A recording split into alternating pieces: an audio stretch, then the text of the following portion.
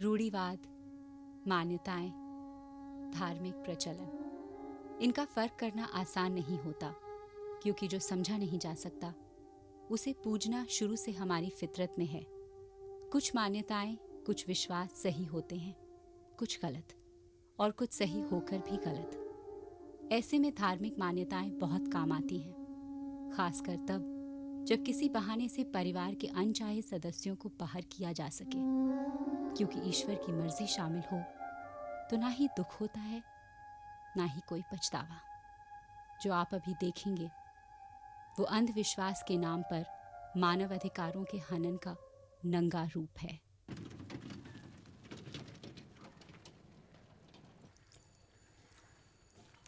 अरे खाया नहीं अभी तक आपने?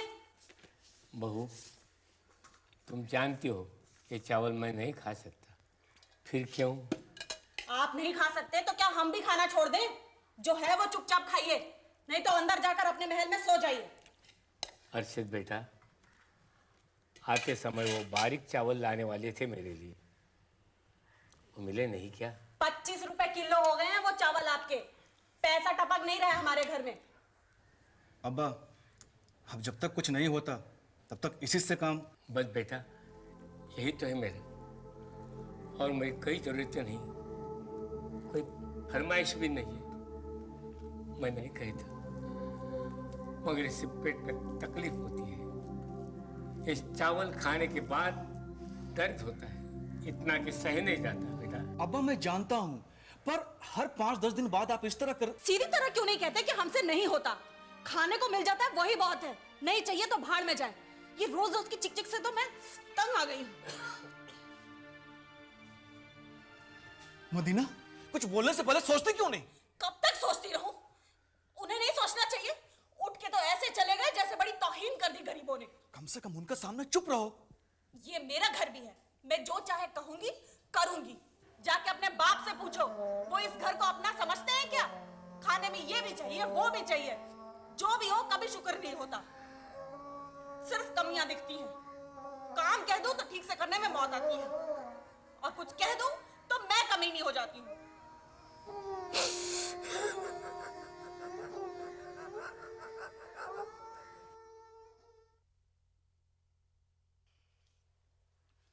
अरे रहने दो, जब नहीं होता तो क्यों लगे रहते हो? सारा दिन दरवाजे के सामने बैठकर दुनिया को तमाशा दिखाते ही रहते हैं। अब बस भी करो। और ये क्या, चाय पीनी नहीं होती तो बनवाते क्यों हैं आप? पैसे लगते हैं पत्ती पे, चीनी पे और दूध पे। मैं इतनी देर से मैं भूल गया। जाइए थोड़ा घूम कर आइए, मनहूसियत फैला रखी है सुबह से। और ये लीजिए पैसे, 350 रुपए हैं, राशन वाले को देते आइएगा। आपके खाने पीने का उधार है ये, किसी तरह पिछले महीने का चुकाया था, एक और आ गया, वो कुछ पैसे वापस देगा, उससे अपने लिए हरी सब्जियां खरीद लाइएगा। हुसैन अहमद उम्र 80 के आसपास उन तमाम लोगों की तरह उम्र से जूझते, खुद को धीरे धीरे लाचार होते देख रहे थे, जिसमें यादाश्त के साथ साथ हाथ पैर, नजरें और जीने की उम्मीद भी कम होती जाती है। बेटा अरशद और बहू मदीना के अलावा दुनिया में कोई नहीं था। शायद यही उनकी बदकिस्मती थी। मुझसे दोबारा कुछ खाने के लिए मांगा तो देखना। मैं काफी दफा गया वहां से, इधर उधर बहुत ढूंढा, लेकिन किधर भी नहीं मिला। शायद न सड़क पर चलने वाले ने किसने लिया होगा, मालूम नहीं। इंतजार करता आपके लौटने का वो। महीने भर का राशन जो था आपका, आपको तो कोई परवाह ही नहीं, फेंकते हुए चले जा रहे थे। मदीना, इस घर में शांति भी रहने दोगी? तुम तो बस इस घर में शांति ढूंढते रहो। तुम्हारे अब्बा राशन वाले का पैसा घुमा के आए हैं, पता नहीं गिरा दिया। ठीक है बेटा, ठीक है। मैं अपने बारे में ही सोचता हूँ, मैं अपने बारे में ही सोचता हूँ।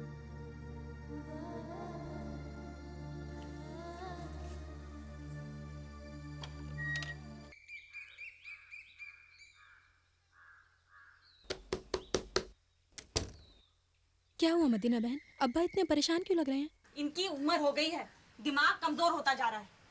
ऐसे में इन्हें मैं तो अपने घर में नहीं रखूं। ये क्या कह रही हो?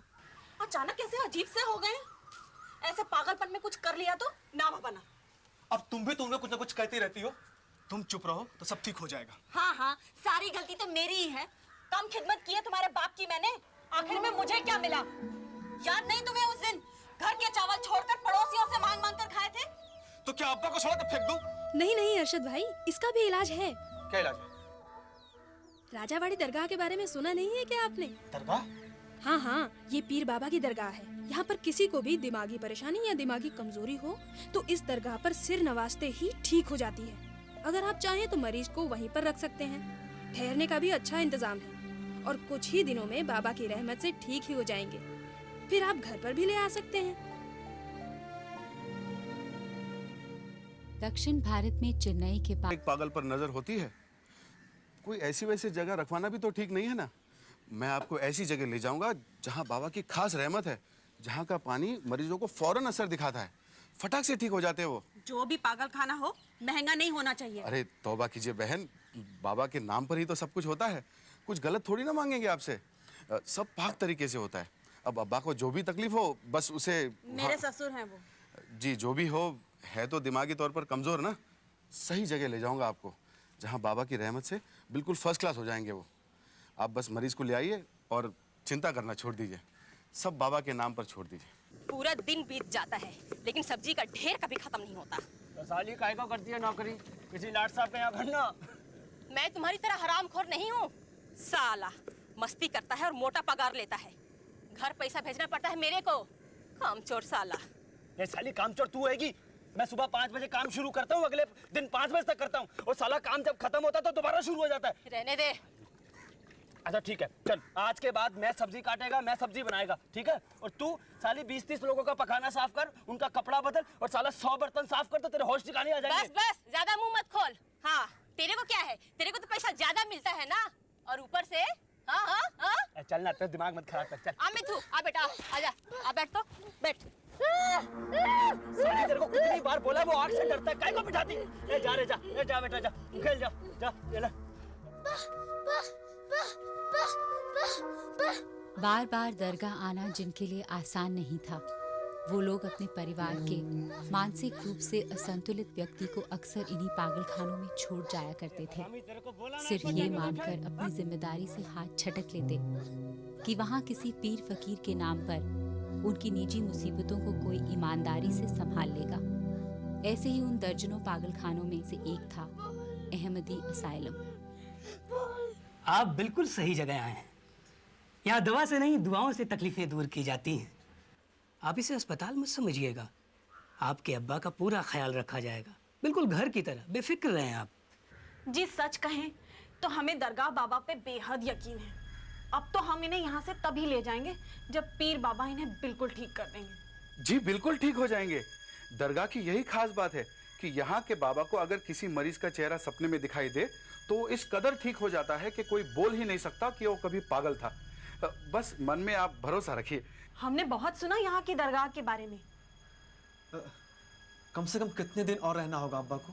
ये हम कैसे कह सकते हैं। सब करने वाले पीर बाबा हैं, सब वही करते हैं। कुछ लोग तो दरगाह पर माथा टेकते ही ठीक हो जाते हैं, कुछ को हफ्ते लगते हैं, कुछ को महीने भी लगते हैं। ये सब उन्हीं के फजल से है।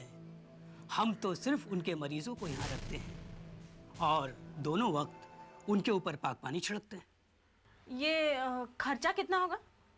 जी मैंने बताया तो आपको, उतना ही जितना एक आदमी के रख रखाव के लिए लगता है, बस। आप जो चाहें दे दीजिए, लेकिन दरगाह की कमेटी ने जो हिदायत दी है उसके मुताबिक आपको 1200 रुपया महीना और 2 महीने की पेश की। अब मरीज बीच में ठीक हो जाता है तो हम बाकी रकम वापस कर देंगे। हाँ हाँ ठीक है, ये लीजिए। नाम क्या लिखूं? हुसैन अली? हुसैन अहमद। हुसैन अहमद। काम क्या करते हैं? मेरा मतलब है ये तकलीफ होने से पहले क्या करते थे? जी कुछ नहीं, 10 महीने से खाली ही बैठे हैं। वैसे पहले जरी का काम करते थे, धंधा बैठ गया, तभी से ये पागलपन शुरू हो गया। अब तो सब ठीक हो जाएगा ना? विश्वास कीजिए, उन पर भरोसा रखिए। दरगाह बाबा पे भरोसा रखेंगे, सारे दुख फौरन दूर हो जाएंगे। अच्छा तो मैं 2 महीने का किराया लिखूं? जी हाँ, हाँ। पैसे। ये रही आपकी रसीद। आइए इन्हें कमरे तक ले चलते हैं। जी हाँ, चलिए। नहीं सुल्तान साहब, आप ही इन्हें ले जाइए। 11:30 बजे की बस है हमारी, हम फिर आएंगे। अभी हमें देर हो रही है। जैसी आपकी मर्जी।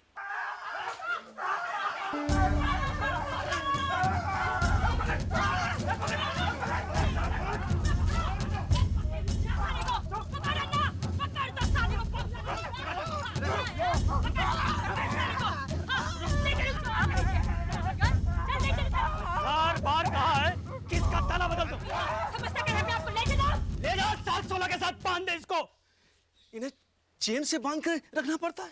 अरशद मियाँ, न रखे तो मुश्किल बढ़ जाती है। रस्सी वगैरह तो ये दांत से काट देते हैं या खोल कर भाग जाते हैं। दरअसल यहाँ की जंजीरों में भी नियाज है। लोग तो ये भी मानते हैं कि जंजीरों में बांधने से दुआ का असर डबल हो जाता है।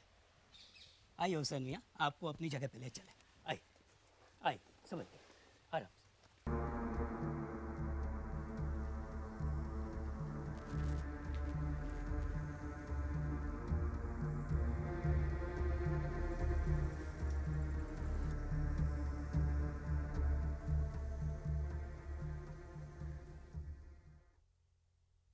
यही तुम्हारा बिस्तर है।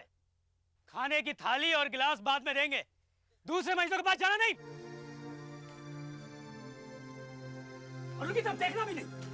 शोर नहीं करना। और अगर भागने की कोशिश की ना तो तुम्हें भी इनकी तरह चेन से बांध देंगे। नहीं साहब, मुझे इनके साथ मत रखिए साहब। मैं बूढ़ा हूँ लेकिन पागल नहीं हूँ साहब। ठीक है, बैठ। कोई भी एक कोना दीजिए, मैं सो जाऊंगा साहब। साहब मुझे यहाँ क्यों लाए हो साहब? मुझे यहाँ क्यों लाए? दिमाग खराब हो गया, बहुत बोलता है बुढ़ा। आदत ठीक करनी पड़ेगी इसकी। अरे सुल्तान भाई लाके तो दिया ना, लेकिन क्या लाके दिया? 10 दिन में एक? ठंडा पड़ गया है तू। सुल्तान भाई आपका 3-4 आदमी लोग का जगह खाली है ना। अरे 2-3 दिन में भर दूंगा वो भी, लेकिन वो लेकिन तेरा लेकिन तो कभी खत्म नहीं होगा। ले ये, ले 3, 4, 5। खुदा हाफिज सुल्तान भाई। 2 दिन में।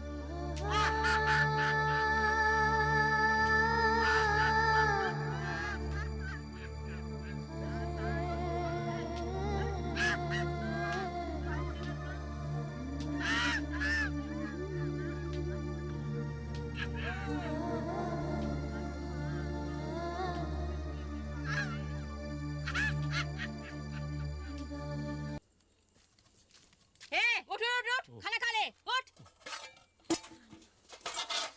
ये ले, यहाँ से लाए, पकड़, धर।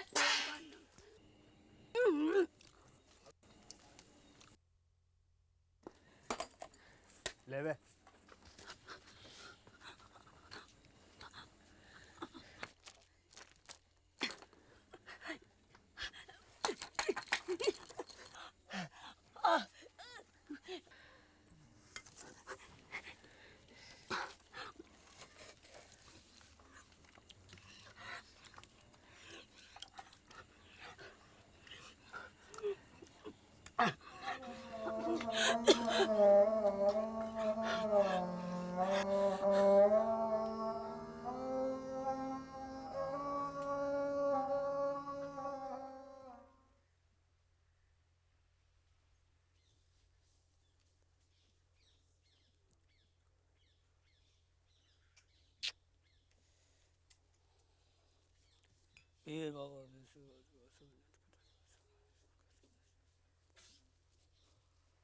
अन्ना, हाँ सुल्तान भाई। अरे ये ले। साहब हेलो। साहब मुझे यहाँ क्यों रखा है साहब? साहब मैं पढ़ा लिखा आदमी हूँ साहब। मैं पागल नहीं हूँ। मैं पागल, मैं ऐसे जानता हूँ। पढ़े लिखे? आवाज नहीं, चल भी चल, चल। साहब मुझे यहाँ मत रखो साहब।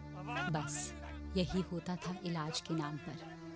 अभिमंत्रित पानी छिड़क कर उनके ठीक होने की उम्मीद की जाती थी।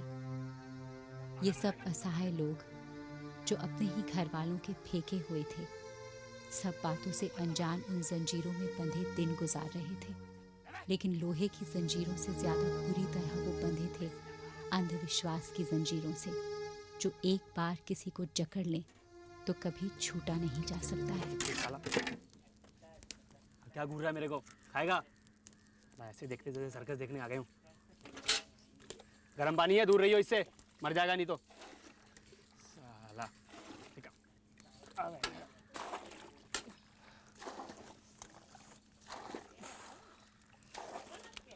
सीधा खड़ा हो बे। अरे पानी कितना करेगा मैं देख। चल सीधा खड़ा हो बे। पानी कितना करे मैं देख। अरे देख देख कैसे चल रहे बेटा। कर बेटा। साले दवाई डालनी पड़ती है पैरों में। जितना ज्यादा गर्म पानी होगा ना उतनी कम बीमारी फैलेगी। साले सबके सब डॉक्टर बन जाते, हमें सिखाने आ जाते। इसका हालत देखो उनकी क्या हो रही है। सब साले साले तेरा भी नंबर आएगा। तेरे को भी नचाता हूँ, हैं? तेरे को भी नचाता हूँ साले।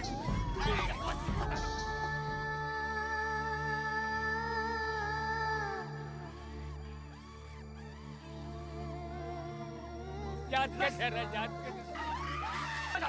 मुझे सिखाने आ जाते हैं हरामी।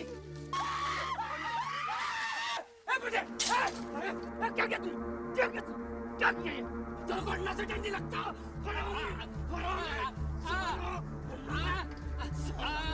वैसे नहीं मानेगा, ऐसे नहीं मानेगा। कल सुबह अच्छी तरह से पीर बाबा का पानी छिड़कना इस पे। मैंने सोचा भी नहीं था कि इतनी जल्दी दौरा पड़ेगा इसे। मुझे चेन से क्यों बांध रखा है? मैं पागल नहीं हूँ, तुम लोग पागल हो। हमारे बेबसी का फायदा उठा रहे हो। तुम्हें तो सुअर वर्ग का पैदा होना चाहिए था। ये गड़बड़ करेगा अन्ना, नजर रखना इस पर।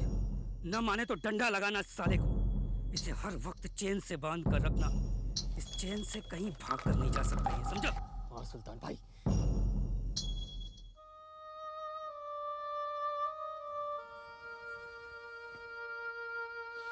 अरशद बेटा मुझे ले चल, यहाँ से ले चल, नहीं तो मैं मर जाऊंगा बेटा, मैं मर जाऊंगा।